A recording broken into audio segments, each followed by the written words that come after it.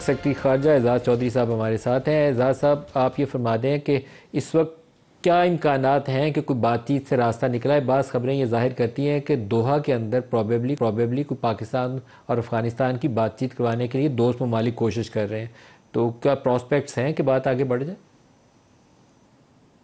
وہ تو طالبان پہلے بھی کئی بار وعدہ کرتے ہیں اور پھر مکر جاتے ہیں، میرا نہیں خیال وہ قابل اعتبار ہیں۔ بہرحال بات چیت کرنی چاہیے، چاہے قطر کے راستے کریں، ویسے ڈائریکٹ کر لیں تو کیا ہے، ہم تو ڈائریکٹ بھی بات کر سکتے ہیں ان کے ساتھ، پر میں نہیں سمجھتا کہ کوئی ان کے اوپر مکمل طور پر اعتبار کیا جا سکتا ہے۔ اب انہوں نے دو تین بڑی ریڈ لائن سی کراس کی ہیں میرے نزدیک، اور اس کے لیے تو بہت بڑی ایشورنس چاہیے، شاید کندھار کی ایشورنس چاہیے ہوگی، کابل میں بیٹھے والوں کی تو ایشورنس جو ہے وہ کام نہیں کریں گے۔ آپ کے خیال میں سراج الدین حقانی جو ہیں وہ اس معاملے میں پاکستان کے ساتھ کھڑے ہوں گے یا نہیں کھڑے ہوں گے؟ میرے خیال میں وہ بات کرنا چاہیں گے جی پاکستان کے ساتھ، کیونکہ اتنے سٹیکس ہیں ان کے اس ملک کے اندر، انہوں نے ان کو بڑے اچھے طریقے سے اندازہ ہے کہ کس طریقے سے طالبان کی قوت بنی۔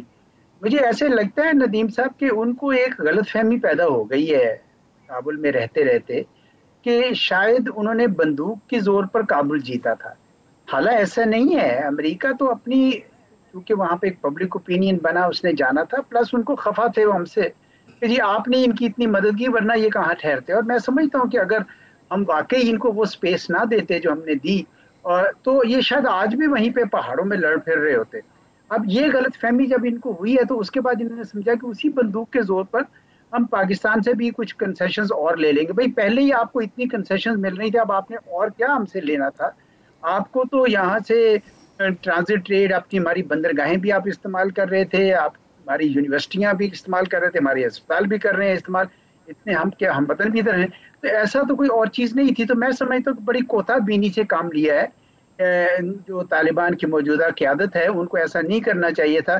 ایک تو یعنی ایک پاکستان میں اٹیک کیا اور اعزاز صاحب، ساتھ میں لیکن کبھی تاریخی طور پر افغانستان نے بہت زیادہ پاکستان کی طرف کبھی جھکاؤ رکھا نہیں ہے، ان کا انڈیا کی طرف جھکاؤ ہوتا ہے، لیکن آپ 47 سے لے کر اب تک کے واقعات پڑھ لیں تو یہاں پہ خاد بم دھماکے بھی کرتی رہی ہے، محبتیں بھی وہ نیو دہلی سے بڑھاتے رہے ہیں، پاکستان کے ساتھ وہ سب کچھ کھاتے یہاں رہے، رہتے یہاں رہے، پڑھتے یہاں رہے، 50 لاکھ بندہ یہاں بیٹھا رہا، محبت پاکستان سے کبھی نہیں ہوئی انہیں۔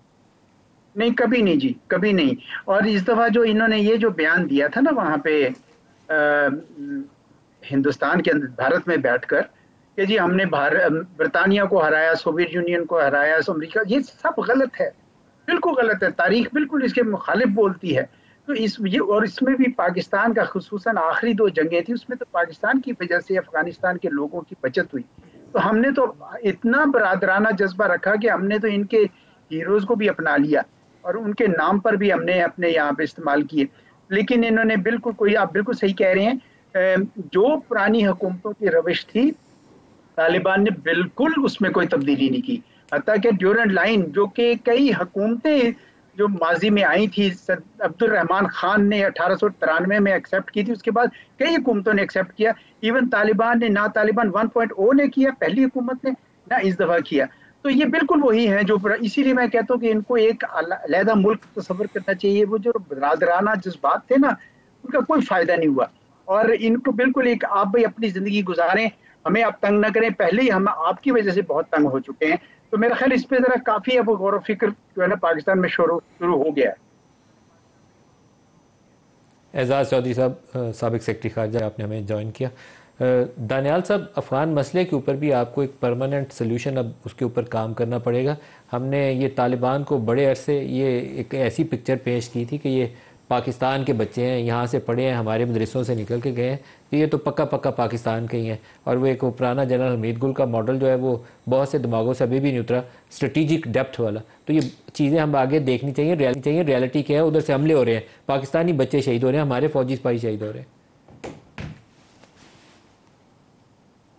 لیکن ندیم ملک صاحب، یہ چیز تو بڑی کلیئر ہے کہ پاکستان جتنی ہاسپٹیلٹی کر سکتا تھا، جتنا ہم کر سکتے تھے ہم نے کیا۔ ہم نے ان کے بچوں کو، ان کو جو ان کے اسٹوڈنٹس تھے، ان کو ہم نے نہ کہ خالی سپورٹ کیا، بلکہ ہم نے ان کو زندگی گزارنے کا طریقہ، ان کو رہائش، ان کو کھانا پینا، ہر چیز پرووائڈ کی پاکستان نے۔ اور پاکستان کے ساتھ ہمیں تو یہ امید تھی کہ جب مشکل ٹائم آئے گا تو پاکستان کے ساتھ کھڑے ہوں گے. لیکن جو بھی ابھی گورنمنٹ ہے لیکن majority of people in Afghanistan they love Pakistan regardless of all these things. لیکن جو بھی حکومت ہے ابھی ان کی اپنی ترجیحات ہیں یا ان کی اپنی باتیں ہیں اور وہ ہم بیٹھ کے ان کے ساتھ سیٹل بھی کریں گے. ہم ان کو سمجھائیں گے بھی کہ دیکھیں جب حتمی ان کا دوست پاکستانی ہے اور پاکستان ہی رہ سکتا ہے. انڈیا ان کو ایک ایز اے پراکسی استعمال کرنا چاہتا ہے اور وہ ان کے آگے بچوں کو اور ملک کو نقصان پہنچانا چاہتا ہے اور اس کے علاوہ اس کا کوئی انٹرسٹ نہیں. لیکن جہاں تک بات ہے میں نے پہلے بھی کہا جہاں تک بات ہے ان لوگوں کی جو انڈین پیڈ یا سپانسرڈ ٹیررزم کے ساتھ ہیں, جو پاکستان میں دہشت گردی کروا رہے ہیں, جو ہمارے روز افواج کے اوپر ہمارے بچوں کے اوپر حملے کروا رہے ہیں, اس کے اوپر گورنمنٹ کا بڑا کلیئر موقف ہے اور دو ٹوک موقف ہے. اس کے ساتھ نہ کے پی گورنمنٹ, نہ پاکستان, نہ کوئی اور صوبے کی گورنمنٹ نیگوشیٹ کرے گی, نہ بات کرے گی.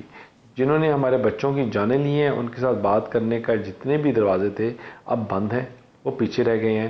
اور افغانستان بھی ان کو ساتھ کوئی بات نہیں کرے گا. اگر ان کو سپورٹ کرے گا, ان کو سپانسر کرے گا تو ان لوگوں کے خلاف سخت سے سخت ایکشن لیا جائے گا. اور ابھی جو سیز فائر کا ایک چھوٹا سا پروسیس شہریار صاحب سے بھی اس پہ جواب لینے ٹائم بہت تھوڑا رہ گیا. شہریار صاحب چیزوں کو آگے بہتری کی طرف جی, سب سے امپورٹنٹ چیز کیا ہے کہ وہاں کے ویلیوز اور نارمز ہیں قبائل کے. افغانستان کے ساتھ اس سے پہلے جرگے سسٹم پہ کام ہوتا رہا ہے. طالبان حکومت کو ریچ آؤٹ کرنا چاہیے, دلیل سے گفتگو کرنی چاہیے. Engagement is the need of the hour. Two front war. Hindustan ہمیں انگیج کرنا چاہ رہے ہیں. بی جے پی کو 10 مئی کی جو شکست ہے, جو شکست فاش ہے, وہ ہضم نہیں ہو رہی. اس لیے میرے لیڈر کہہ رہے ہیں کہ جی ان کو بھی انگیج کریں. He can play a mediator role, he can play a bridging role for the sake of the peace of Pakistan and for the sake of the peace of the region. اصل چیز وہ خوارج, وہ لوگ جو وہاں سے بیٹھ کے پاکستان کے اندر پاکستان کے بچوں کو اور پاکستان کے مفادات کو نقصان پہنچا رہے ہیں, سب سے امپورٹنٹ چیز ہے ان کو آئسولیٹ کیا جائے. ان کو یعنی 4 سالوں میں کیوں ان کے ساتھ ایسی انگیجمنٹ نہیں ہوئی طالبان کے ساتھ؟ اگر ماضی میں نہیں ہوئی تو اب وقت کی ضرورت ہے. فورن منسٹر کو انگیج کریں, ڈیفنس منسٹر کو انگیج کریں, اسٹیٹ ٹو اسٹیٹ. اور اس میں دیکھیں پاکستان اگر ہندوستان کے حوالے سے ہو یا کسی ملک کے حوالے سے ہو, پاکستان فرینڈز آف پاکستان, ابھی سعودی کے ساتھ ہمارا معاہدہ ہوا ہے, ان کو فور فرنٹ پہ آنا چاہیے. کیوں کہ میں افورڈ نہیں کر سکتا. جس پراسپیرٹی کی بات کرتے ہیں, اکنامک سٹیبلٹی کی بات کرتے ہیں, پاکستان کے اندر یونٹی کی بات کرتے ہیں, اس کے لیے سب سے امپورٹنٹ چیز نمبر 1 کیا ہے کہ پاکستان کے تمام سٹیک ہولڈرز کو گلے لگایا جائے. اور دوسری most important, friends of Pakistan کو یوز کیا جائے. تیسری امپورٹنٹ, اپنے بارڈرز کو سیکیور کیا جائے اگینسٹ ہمارا جو آرچ رائیول ہے انڈیا. کیونکہ ہندوستان اس وقت آپ شامیانے بجا رہا ہوگا, اس کی خوشی کا امتحان نہیں ہے. ان کی امیدوں پہ پانی پھیرنا ہے ہم نے افغانستان کے. اور پھر کیا اس وقت افغانستان کے لوگ جس طریقے سے ڈپورٹ ہو رہے ہیں, افغان ریفیوجیز, وہ بھی ہمیں ایک پراپر میکینزم کے تھرو ہم نے کیوں ایسی سوچ نہیں اپنائی؟ ابھی بھی وقت نہیں گزرا.